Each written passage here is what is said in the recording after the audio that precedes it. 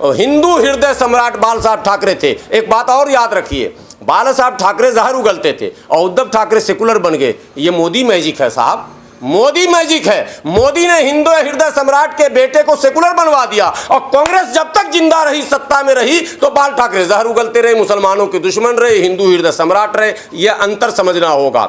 ये मैं अब भाजपा का प्रचार नहीं कर रहा हूं, कांग्रेस के बारे में बताना चाह रहा हूं। अभी कांग्रेस आएगी और मुसलमानों का कत्लेआम शुरू हो जाएगा, याद रख लो। जो मुसलमान दुआ कर रहा है या अल्लाह कांग्रेस को ला दे, वो नोट कर लो, दरवाजे पे लिख लो, कांग्रेस की सरकार आएगी, मुल्क में दंगे फसाद फिर शुरू हो जाएंगे। अब आखिरी दंगे का जिक्र करना बहुत जरूरी है, गुजरात दंगे का, जिसका सीधा सीधा आरोप पत्रकार बंधुओं आप लोग भी लगाते हो। 2002 में मोदी जी ने गुजरात में दंगा कराया। मैं भी मानता हूं मोदी जी ने दंगा कराया, आप भी मानते हैं दंगा कराया, देश भी मानता है दंगा कराया, लेकिन कांग्रेस नहीं मानती है। इसलिए कि 2002 में दंगा हुआ और दंगे की शुरुआत जो है वो साबरमती एक्सप्रेस के S6 बोगी में राम भक्तों, कथित तौर पर राम भक्तों की बोगी में आग लगाने से हुआ।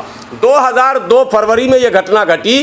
15 से 20 हजार मुसलमान मारे गए, सैकड़ों गांव जला दिया गया, पलायन हो गए, बर्बाद हो गया, मुसलमान लुट पिट गया। 2004 में भारत के सभी मुसलमानों ने मन बनाया और सेकुलर फोर्स के साथ मिलकर 2004 में कांग्रेस की सरकार लाई। 2004 से 2014 10 साल तक कांग्रेस की सरकार रही, मनमोहन सिंह प्रधानमंत्री रहे। सवाल नंबर 1, गोधरा में साबरमती एक्सप्रेस में आग किसने लगाई? कांग्रेस ने 10 साल तक नहीं बताया। सवाल नंबर 2, अगर मोदी ने दंगा कराया, जो कि बाबू बजरंगी का बयान है, बाबू बजरंगी का वीडियो है, तो कांग्रेस ने मोदी को जेल क्यों नहीं भेजा? अमित शाह को जेल क्यों नहीं भेजा?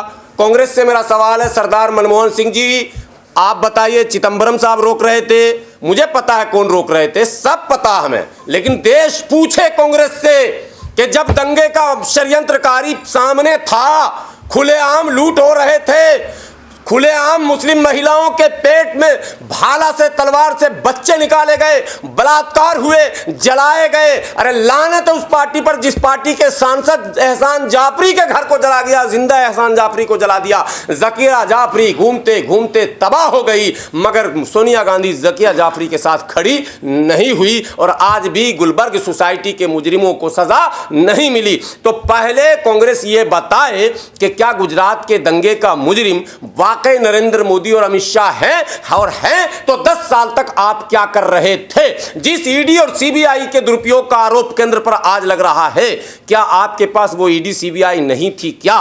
क्या वो एजेंसियां आपके पास नहीं थी क्या? राज्य में भले ही सरकार भाजपा की थी, केंद्र में आपकी थी, राज्य में तो आज भी ममता बनर्जी की है। हाल खराब है, मोदी मोदी चिल्ला रही है, राज्य की सरकार का कोई वैल्यू नहीं है। राज्य में लालू जी की सरकार है, रोज सीबीआई रेड कर रही है, रोज मुकदमे कर रही है। राज्य में केजरीवाल की सरकार है, रोज रेड हो रहा है। राज्य में जिसकी जिसकी सरकार है, सबको केंद्रीय एजेंसियां घेर रही हैं, तो तब आपने क्यों नहीं घेरा? यह सवाल है मेरा कांग्रेस से कि 10 साल तक मौनी बाबा को रखकर मौन क्यों रहे? मुसलमानों को इंसाफ क्यों नहीं दिलाया? जब तुम कल नहीं दिला सके, जब तुमने कल दंगा कराया, जब तुमने कल हमें काटा, जब तुमने कल हमें लूटा, तो आज तुमसे हम कैसे ये उम्मीद पालें कि इंडिया गठबंधन करके तुम्हारे नेतृत्व में हमको न्याय मिल जाएगा? नो, नेवर, कभी नहीं, कतई नहीं। जब तक दलित मुसलमान बहुजन की सरकार नहीं बनेगी, जिसमें मनुवादियों की कहीं भूमिका ना हो,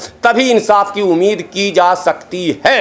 अन्यथा कांग्रेस के नेतृत्व में इंसाफ की उम्मीद करना बेमायने है। एक आखिरी बात और मुसलमानों को जानना चाहिए, देश बंटने के बाद, संविधान लागू होने के बाद नौकरियों में मुसलमानों की संख्या लगभग 23% थी। उर्दू सरकारी जुबान था, उर्दू से रोजगार का संबंध था, उर्दू पढ़ने वालों को नौकरी भी मिलती थी, उर्दू में तमाम जगहों के नाम भी लिखे जाते थे। कांग्रेस ने उर्दू को तबाह किया और मुसलमानों की नौकरी छीनी। मुसलमान कांग्रेस के राज में ही 23 से 3 पर आ गया था। स्वर्गीय अटल बिहारी वाजपेयी का एक शब्द जो है वो वायरल हुआ। संघ के नेताओं ने अटल बिहारी वाजपेयी जी से कहा कि अब तुम प्रधानमंत्री हो तो मुसलमानों को ज़रा नौकरियों में जाने से रोको। तो अटल बिहारी वाजपेयी जी ने कहा कि अब हम नहीं रोक सकते, ऑलरेडी ये सारा काम पहले ही हो चुका है।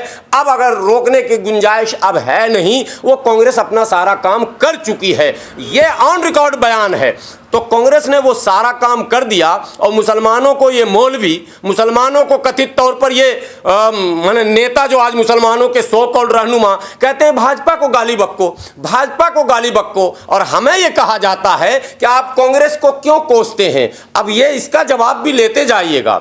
सवाल ये है, आपने मुझे 5,000 रुपया उधार दिया है, तो आप हमसे मांगेंगे या मेरे पड़ोसी से मांगेंगे? हमने वोट कांग्रेस के दिया, मेरे बाप ने कांग्रेस को दिया, मेरे भाई ने कांग्रेस को दिया, मेरे मुसलमान तमाम लोगों ने कांग्रेस को वोट दिया, तो हम कांग्रेस से सवाल करेंगे कि भाजपा से करेंगे? भाजपा को तो हमने वोट दिया ही नहीं, मोदी को हमने वोट ही नहीं दिया, इसलिए हमें सवाल करने का हक ही नहीं। हाँ, भारतीय होने के नाते कोई ऐसा मुद्दा है हम सवाल कर देते हैं, लेकिन मुसलमानों के ताल्लुक से हम भाजपा से सवाल पूछें, यह बेवकूफ़ी और पागलपन होगा। अरे वोट दिया कांग्रेस को, उधार दिया कांग्रेस को, तो ब्याज समेत कांग्रेस से न वसूलेंगे हम? तो आज कांग्रेस से मेरा सवाल है कि भैया अब माफ कर दो, अब बख्श दो, मुसलमानों का नाम लेना तुम छोड़ दो। ऐसे छोड़ ही चुके हो। मध्य प्रदेश चुनाव में तुमने नाम लिया ही नहीं, तुमने बाबा बागेश्वर का नाम लिया। तुम्हारे जो कमलनाथ थे वो बाबा बागेश्वर के चरण में थे। तो राजस्थान में बड़े बड़े चंदन टीका लगा के तुम घूम ही रहे थे, मुसलमानों का नाम निशान नहीं, छत्तीसगढ़ में नामो निशान नहीं। तुम्हारे पूरी पार्टी में एक मुस्लिम बोलने वाला जो मुसलमानों के, वो शायर को छोड़कर, शायर बोलता नहीं, शेर पढ़ते हैं, शायर को छोड़कर, और शायर को मुरादाबाद से लड़ा दिया। और इस बार अगर वो लड़े, पिछली बार मैं ध्यान मेरा नहीं था और मैं बिहार में लगा था, इस बार शायर अगर मुरादाबाद से लड़ा तो मैं उसी ईदगाह पे जाके धरना दूंगा। पहले कांग्रेस ये बताए कि इस ईदगाह कांड में मरने वाले तमाम परिवार को ढूंढ भी लूंगा, मैं आधे को ढूंढ चुका हूं, आधा और बाकी है मैं ढूंढ लूंगा, जो लोग उस जमाने में मरे थे और जो उस जमाने में मौजूद थे, उन सबों की फौज को लेकर घूमूंगा। इसलिए यात्रा आप निकालो, ये आपका लोकतांत्रिक अधिकार है, लेकिन देवबंद मदरसे में मत घुसना। और देवबंद के मौलानाओं, आपसे भी हाथ जोड़कर गुजारिश, अब तो सुधर जाओ। अरे दुनिया से नहीं डरते हो, अल्लाह से तो डरो। आप किस मुंह से मुसलमानों की हिमायत, कांग्रेस की हिमायत की बात मुसलमानों से करते हो? कहा जाता काबा किस मुंह से जाओगे गालिब, शर्म तुमको मगर नहीं आती। किस मुंह से आप कहते हैं, क्या कहते हैं, कांग्रेस की हिमायत कीजिए? कांग्रेस ही उपाय है, मोदी का विकल्प नहीं है। तो 3 राज्य में विकल्प दे दिया आपने, तो 2024 में आपकी माँ ने दूध पिलाया, आप जिता देंगे, मोदी को हरा देंगे। ये पागलपनी निकालना होगा दिमाग से, ये कीड़ा निकालना होगा कि हमारा दुश्मन भाजपा है और हम हराएंगे। नो, अगर देश का दुश्मन है तो देश हराएगा। अगर बेरोजगारी है तो पूरे देश के सामने है, महंगाई है पूरे देश के सामने है, कोई संकट है वो पूरे देश के सामने है। पूरा देश अगर हराएगा, हम भी उस देश के साथ खड़े हैं, लेकिन ठेका हम नहीं लेंगे।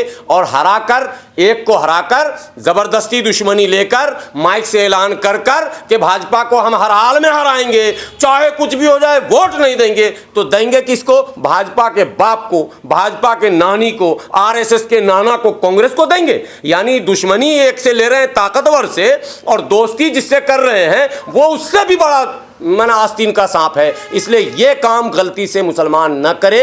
2024 आएगा, जैसे 19 आया और चला गया, जैसे 14 आया और चला गया, 24 भी आएगा, चला जाएगा। कौन जीतेगा, कौन हारेगा, देश फैसला करेगा। हम तो अच्छे लोगों को वोट देंगे, ये बोलना शुरू करें। और कांग्रेस की भारत जोड़ो, कथित तौर पर यूपी जोड़ो यात्रा से मुसलमान अपने आप को दूर रखें, अन्यथा वो अपने समाज को खुद कुएं में, खड्डे में डालने का काम करेंगे।